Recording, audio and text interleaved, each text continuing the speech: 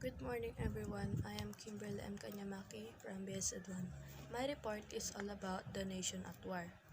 In 1915, the British steamship Lusitania was sunk by a German submarine off the coast of Ireland with 1,200 fatalities, horrifying Americans.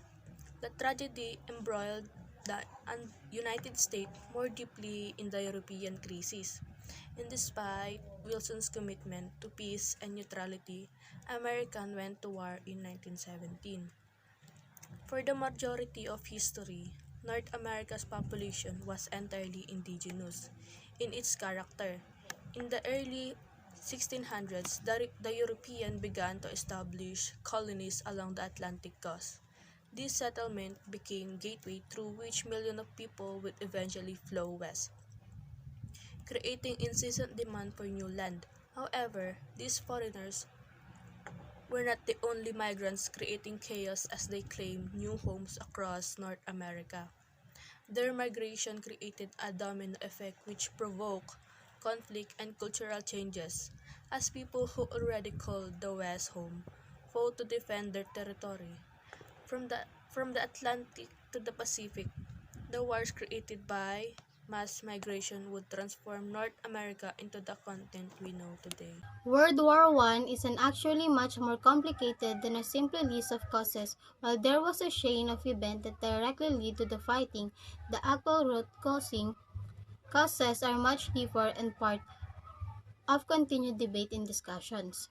The war was fought by two main power blocks, the entity powers and allies comprises of Russia, France, Britain, and later US, and their allies on one side and the central power of Germany, Austria-Hungary, Turkey, and the allies of other. Italy later joined the entity.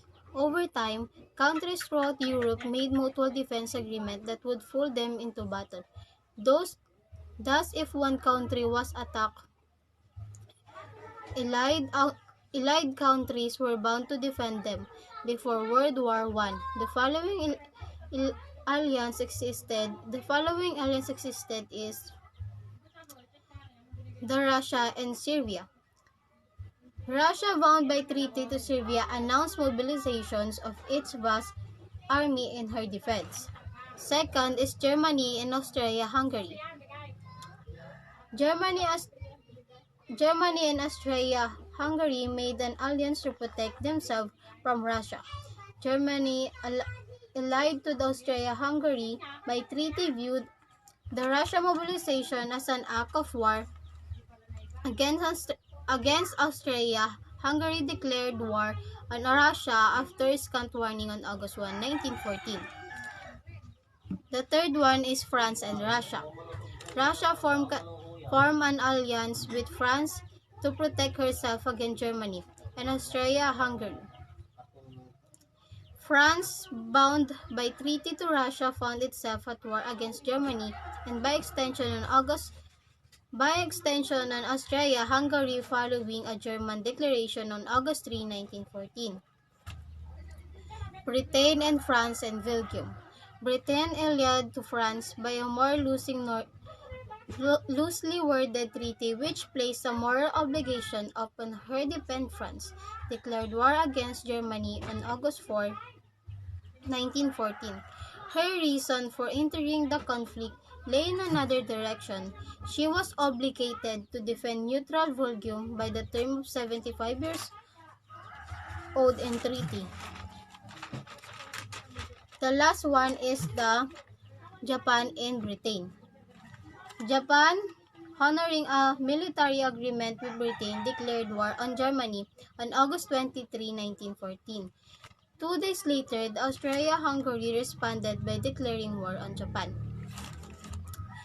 Austria-Hungary declared war on Serbia. Russia got involved to defend Siberia. Germany, seeing Russia mobilizing, declared war on Russia. France was the drawn in against Germany and Austria-Hungary. Germany attacked France through Belgium, pulling Britain into war. Then Japan entered the war later. Italy and United States were entry on side of the allies. I'm Maricel Cabonita from BSE1. My topic is the outbreak of World War I. In July to August 1914, an international crisis culminated in the outbreak of the First World War.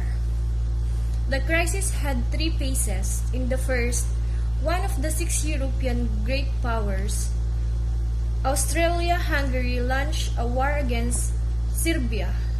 In the second, this war escalated into a continent-wide conflict involving Germany, Russia, and France. In the third, the conflict spread into Western Europe as Germany invaded Luxembourg and Belgium, and Britain intervened.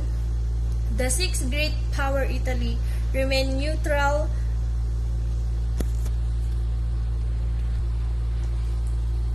Phase 1. Australia to Hungary declared was against Serbia. In its later stage, the crisis ran at breakneck speed, but at first it moved slowly. It began with the assassinations on 28 June of the Archduke Franz Ferdinand and his wife, Sophie, at Sarajevo by Gavrilo Princip. Franz Ferdinand was heir to the Austro-Hungarian throne. He fell victim to what would now be called state-sponsored terrorists. Princip was an ethnic Serb from Bosnia, which Australia to Hungary had annexed in 1908. He belonged to a revolutionary nationalist group that wanted to liberate the South Slav peoples from foreign rule and united them in a new state of Yugoslavia. The conspirations had received their weapons from Serbian military intelligence and been trained in Belgrade. Although the Serbian civilian government had not been involved, it was therefore unsurprising that Austria-Hungary made drastic demands on Serbia in an ultimatum delivered on July 23. But the Austro-Hungarian leaders wanted to use the assassinations to provoke a war, and to a British radical such as David Lloyd George, their conduct amounted to bullying. When Serbia failed to accept all the demands, Australia to Hungary declared was on July. Phase 2. The conflict widened to Germany, Russia, and France. Austria-Hungary leaders ruled a multinational empire. They felt that Serbian-backed separatism threatened its survival. Already by 1913, they had decided that only force could solve the problem. But they knew a war against Serbia was also certain to escalate, and before sending the ultimatum, they consulted their ally Germany, whose leader urged Australian-Hungary to use force and promised backing if Russian intervened. The Germans' motives had been intensively debated from their perspective. Australia to Hungary was their one reliable great powerly, and enemies ringed them. France and Russia had allied in 1891 to 94, and since 1904, Britain had cooperated with them. Germany had conducted a battleship building race against Britain in an army race against France and Russia. And since 1905, the two blocs had clashed repeatedly over Morocco and the Balkans. The German leaders were readers that risks was because they believed the current military balance favored them, but what should deteriorate? But if Germany threw down a challenge, Russia was quick to respond. When Austria-Hungary sent the ultimatum, Russia began a military preparations, and after war was declared on Serbia, Russia ordered general mobilizations. July 31, placing its forces on a war footing. Russia's leaders were willing to accept a European conflict rather than abandon Serbia, partly because of Slav solidarity, but more to protect their own interests in the Balkans, and because they saw Germany as a danger. They had recently strengthened their army, and they correctly expected France to support them. Phase 3. Germany invades Luxembourg and Belgium. Britain intervenes. Germany and France had been at odds since the Franco-Prussian War of 1870 to 1871, after which Germany had annexed the French province of Alsace-Lorraine. The French remembered the loss, although they would not have started a war over it. Germany's strategy for a war against France and Russia envisaged first defeating France quickly, outflanking France's border fortresses by invading via Luxembourg and Belgium. Once Russia mobilized, which the Germans fear would undermine their war plan, the German declare was won both Russia and France. August 1 and 3, and demanded that Belgium allow them to cross its territory. Britain, Germany, and France had all committed themselves to respect Belgian independence by the 1839 Treaty of London, and the issue swung the doubters in the British cabinet, as Germany failed to comply with the demand to respect Belgium.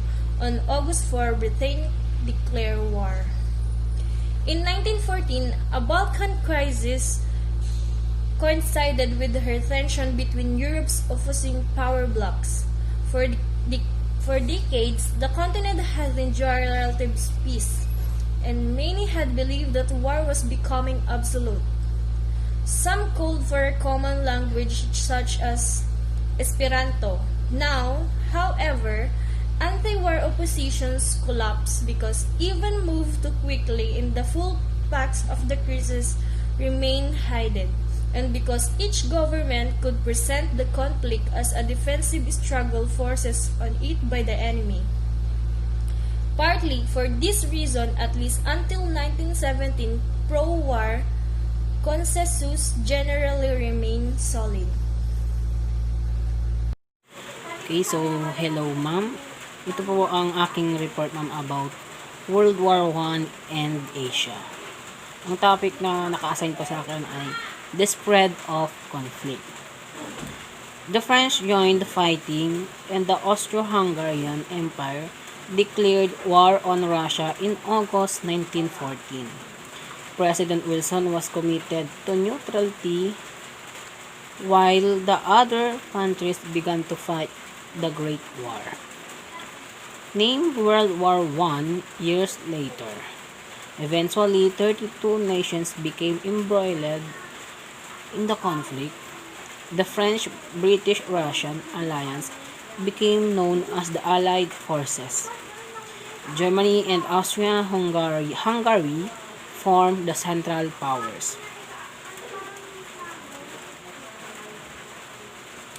Britain's sea power had effectively halted German shipping, but this created problems for the United States, which had supplied food and arms to both sides.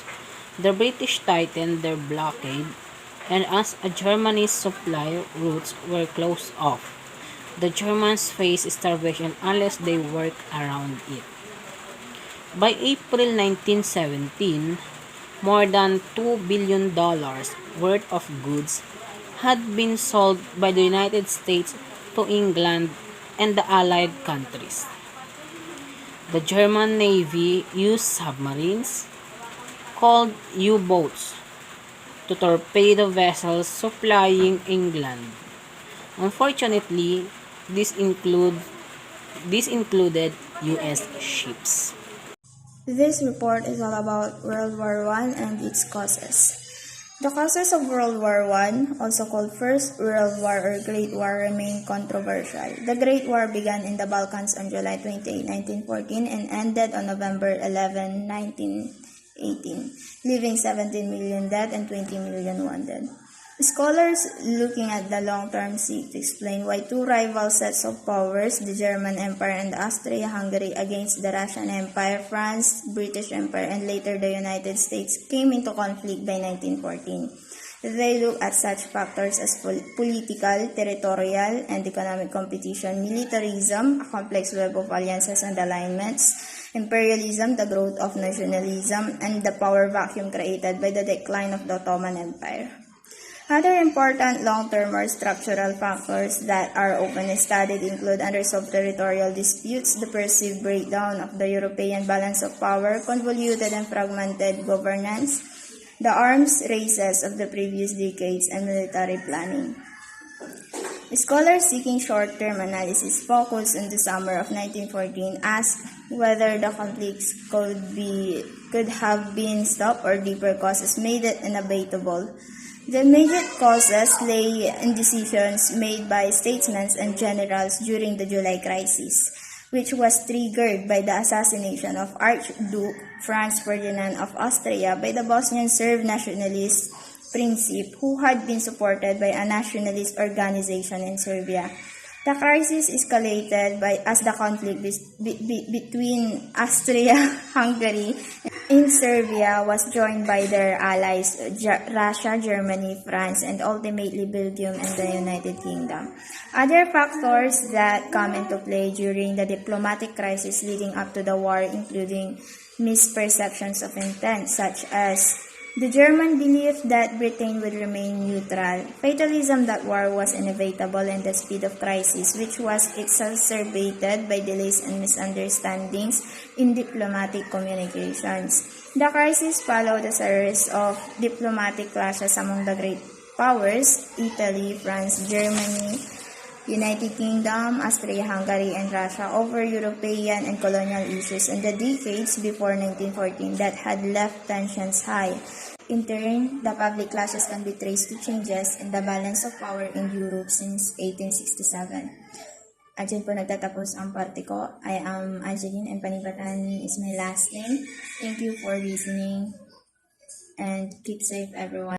Third, militarism. As the world entered the 20th century, an arms race had begun. By 1914, Germany had the greatest increase in military buildup.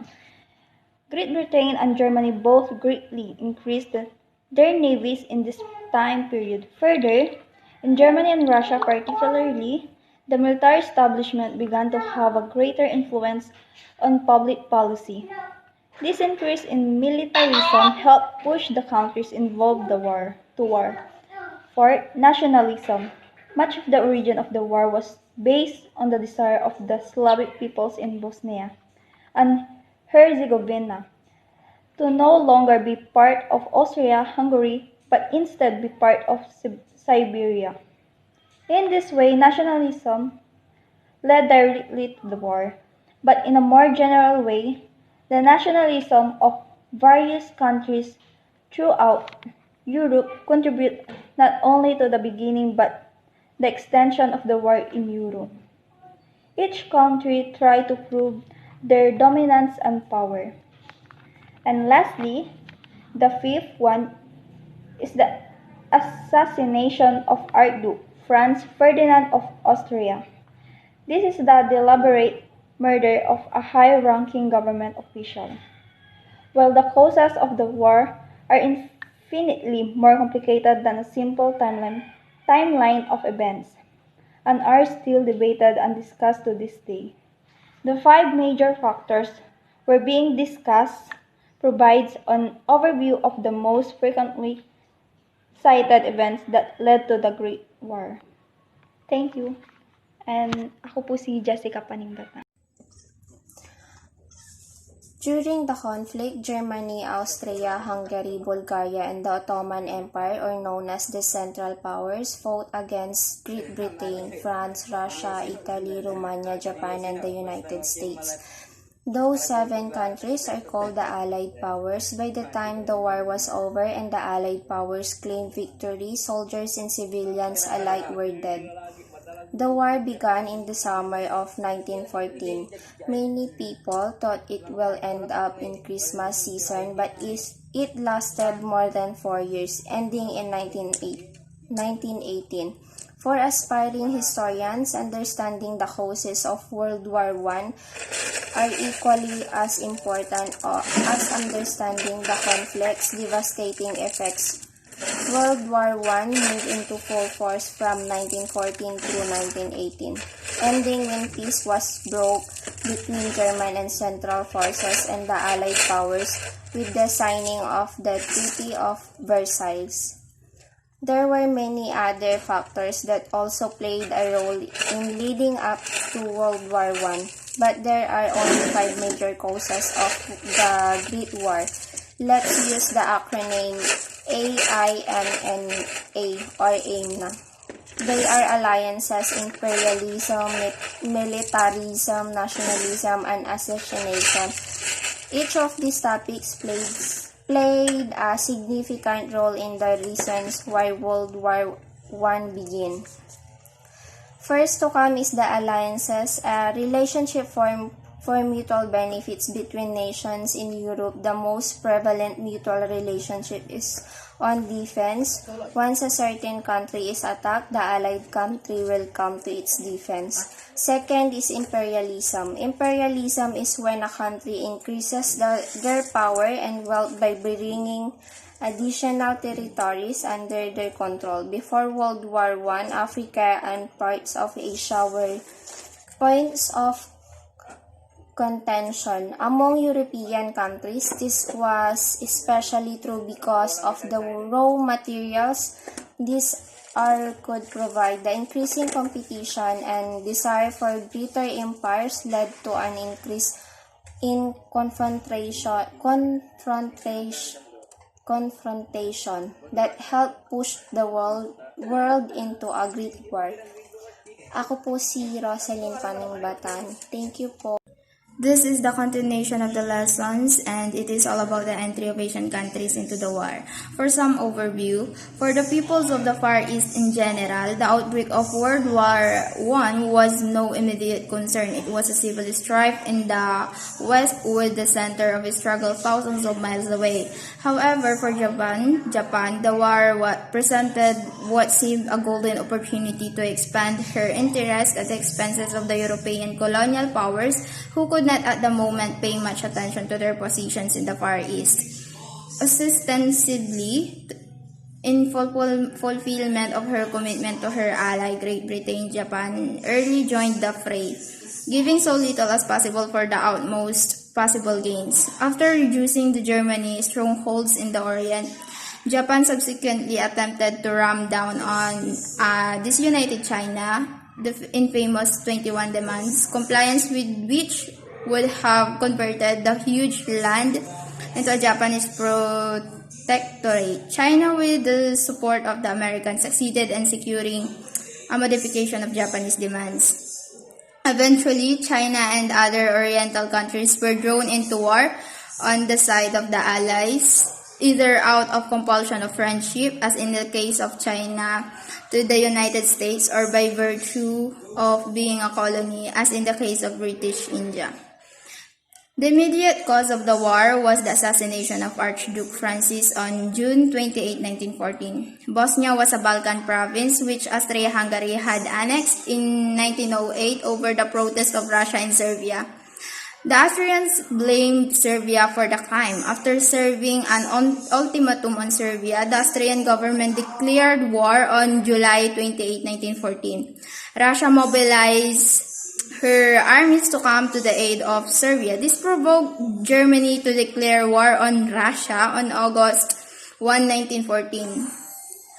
2 days later, Germany declared war on France, being an ally of Russia. On August 4, 1914, Germany invaded Belgium, forcing Great Britain to declare war on the same day. Thus began the first of the 2 great upheavals that were to shaken the world to its foundations.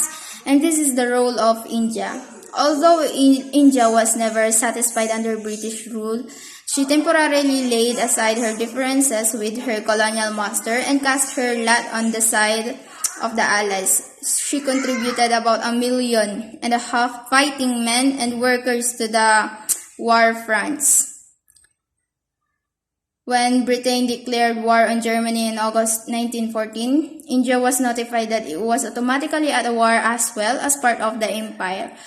Indeed, most Indian nationalists, including Gandhi, supported the war, hoping that India's share in a British victory would hasten their own freedom.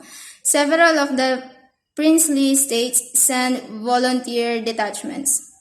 The first wave reached France in September 1914. The Indian army took heavy casualties but won high praise for their valor. Altogether, over 1 million Indian troops and support personnel fought with the British Army against Germany and its allies. The Chinese entry into the war. In 1917, China was finally drawn into the war. In February of that year, President Wilson broke off America's diplomatic relations with Germany and he urged other countries to do the same. In response to this suggestion, China severed diplomatic relations with Germany the following month. But the final act of belligerency, the declaration of war, entailed dissension. It arose not from China's entry in the war, but from the differences existing between Premier Tuan Chiju and Parliament. Tuan, who was a general of the army, was distrusted by Parliament because of his military connection and impatience with parliamentary procedure. When Tuan brought pressure on Parliament to declare a state of war, his action was bitterly resented by its member who demanded his removal from the cabinet. In the face of this parliamentary pressure, President Lee Yuan-hong dismissed Tuan Chiju. Ako po si Rosalyn Paningbatan. Thank you po. The division of China, the dismissal of Tuan rose the military clique of which he was the recognized leader to the verge of revolt against the Peking government. President Lee Yuan-hong turned for help on Chiang Hee-san, a military leader who was formerly a loyal supporter of the Manchu regime. Chiang Hee-san promptly marched his army to Peking and demanded that President Lee dissolve parliament. They could not do anything except to comply. Thereupon, Chiang Hee-san proclaimed the restoration of the deposed Manchu emperor. As Tuan Chiju was even less disposed to accept the restoration of the discredited Manchu ruler, he gathered a formidable army and drove Chiang Hee-san and the boy emperor from Peking. The republic was reestablished and Li Yuan-hong, suffering from loss of faith, resigned the presidency. Tuan Chiju once more became the premier and the new parliament, which was formed by his supporters, selected for president. Xu Shichang. 2 weeks later, on August 14, 1917, the Peking government declared war upon Germany and Austria-Hungary. However, the members of the parliament, which was dissolved by Li Yuan-hong, reassembled in Canton and set up a rebel republic under the leadership of Dr. Sun Yat-sen. Following the example of the Peking government, the Canton Republic also declared war upon Germany. China, thus divided, could not to contribute much to the total Allied war effort. She sent scores of thousands of coolies, laborers to France and provided raw materials to the Allies. She also confiscated some vessels and as well as properties belonging to the Central Powers within Chinese territory. By and large, China gained and lost at the same time by her participation. It caused her to gravitate further into the influence of Japan, who now posed as her friend by sending military advisors and extending war loans. On the other hand, her entry into the war also resulted in distinct gains for her. As a belligerent on the side of the Allies, China obtained the right to be represented at the peace conference among the victorious power. She also secured the suspension for 5 years of payments by her on the Boxer indemnity.